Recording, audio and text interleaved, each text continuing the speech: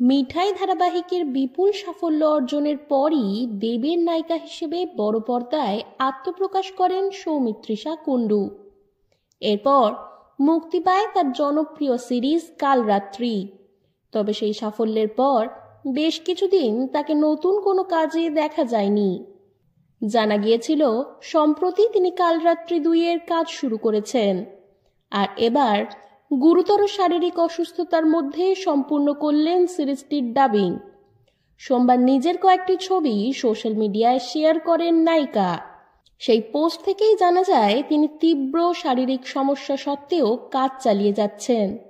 ছবিগুলিতে তাকে দেখা যায় কালো টি শার্ট, ক্রিম রঙের ট্রাউজারে, মুখে হালকা মেকআপ, ঠোঁটে লিপস্টিক আর কানে হেডফোন। একাগ্র মনে তিনি ডাবিং করছেন। ব্যাকগ্রাউন্ডে স্পষ্ট দেখা যায় কালরাত্রি 2-এর একটি দৃশ্য। শরীর খারাপ থাকলেও তার মুখে হাসি ছিল অটুট।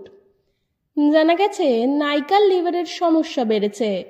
কিছুদিন আগে শোনা গিয়েছিল নায়িকার নাকি কিডনিতে স্টোন হয়েছিল।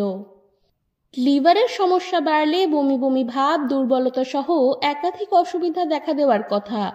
তবুও সমস্ত অস্বস্তি উপেক্ষা করেই তিনি কাজে অবিচল থেকেছেন। তাই নিজের ছবি পোস্ট করে সৌমিত্রিষা লেখেন, আমার লিভার এসজিপিটি 416, কিন্তু আমিও হাই ভোল্টেজ 440 ভোল্ট।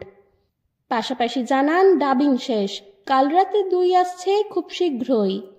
নায়িকার এই শারীরিক অবস্থার কথা জানতেই তার অনুরাগীরা উদ্বেগ প্রকাশ করেছেন, জানিয়েছেন শুভকামনা।